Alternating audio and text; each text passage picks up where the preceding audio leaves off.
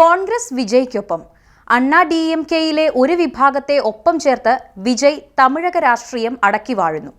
മുഖ്യമന്ത്രിയായി സത്യപ്രതിജ്ഞയ്ക്ക് തയ്യാറെടുക്കുന്ന ഇളയ ദളപതിക്കൊപ്പം ചേരാൻ ഇടതുപക്ഷവും തയ്യാർ. കോൺഗ്രസ് പിറകിൽ നിന്ന് കുത്തിയെന്ന് DMK. വിജയ് തരംഗത്തിൽ NDAയും പിഴുതെറിയപ്പെട്ടു.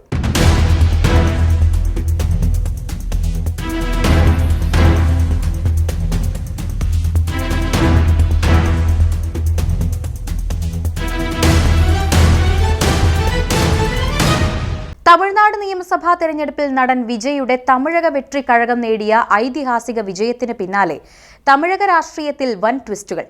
കേവല ഭൂരിപക്ഷത്തിന് ആവശ്യമായ 118 സീറ്റുകളിൽ 10 എണ്ണത്തിന്റെ കുറവുള്ള TVK സഖ്യകക്ഷികളെ കണ്ടെത്താനുള്ള അണിയറ നീക്കത്തിൽ അണ്ണാ DMKയിൽ വിള്ളലുണ്ടാക്കിയത് തമിഴക രാഷ്ട്രീയത്തിൽ പുതിയ രാഷ്ട്രീയ സമവാക്യങ്ങൾ സൃഷ്ടിക്കുന്നു. പാർട്ടിയുടെ മുന്നിൽ 2 ഭാഗം MLAമാരും വിജയുടെ TVKയെ പിന്തുണയ്ക്കണമെന്ന ആവശ്യവുമായി രംഗത്തെത്തിയിരിക്കുകയാണ്.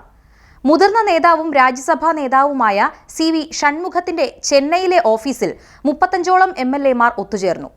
ഷൺമുഖം മൈലം മണ്ഡലത്തിൽ നിന്നും നിയമസഭയിലേക്ക് വിജയിച്ചിട്ടുണ്ട്. TVK സർക്കാരിനെ പിന്തുണയ്ക്കുന്ന നിലപാട് സ്വീകരിക്കണമെന്ന് ഷൺമുഖത്തിന്റെ നേതൃത്വത്തിലുള്ള MLAമാർ AIADMK general secretary Edappadi K പളനിസ്വാമിയോട് ആവശ്യപ്പെട്ടിട്ടുണ്ട്. ദ്രാവിഡ രാഷ്ട്രീയത്തിൽ പുതിയൊരു ശക്തിയായി വിജയ് മാറിയത് ഉൾക്കൊള്ളണമെന്നാണ് ഈ വിഭാഗത്തിന്റെ വാദം.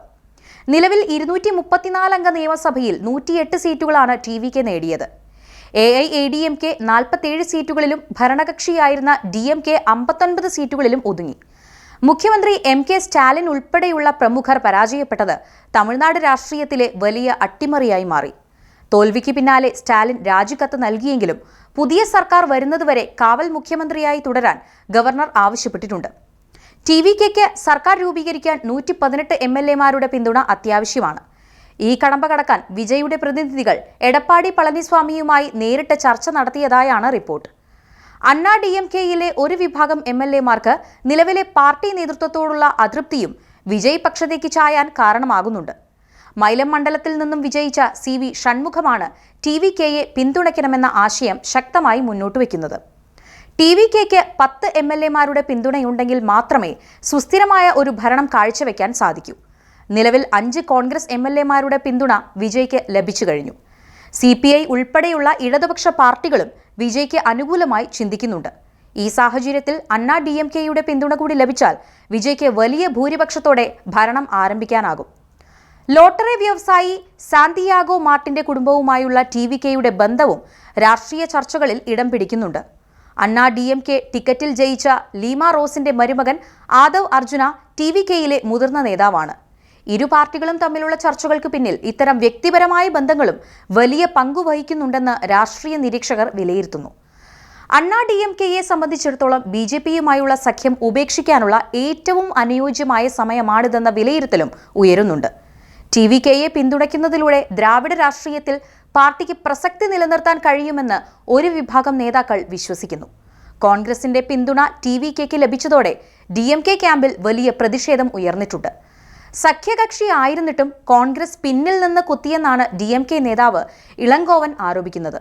വരും തിരഞ്ഞെടുപ്പുകളിൽ കോൺഗ്രസുമായുള്ള ദേശീയ സഖ്യത്തെക്കുറിച്ച് പുനർചിന്തനം നടത്തുമെന്നും DMK മുന്നറിയിപ്പ് നൽകി. ഇടതുപക്ഷ പാർട്ടികളായ CPIMഉം CPIയും 2 വീതം സീറ്റുകളിലാണ് വിജയിച്ചത്. TVKയുമായി സഖ്യമുണ്ടാക്കാൻ ഇവർക്കും താൽപ്പര്യമുണ്ട്. ചെറിയ പാർട്ടികളുടെ നിലപാട് വിജയുടെ സർക്കാർ രൂപീകരണത്തിൽ അതിനിർണായകമായി മാറുകയാണ്. TVKയുടെ വിജയത്തോടെ തമിഴ്നാട്ടിൽ വർഷങ്ങളായി നിലനിന്നിരുന്ന DMK AIADMK ദ്വിമുഖ രാഷ്ട്രീയത്തിന് അറുതിയായിരിക്കുകയാണ്.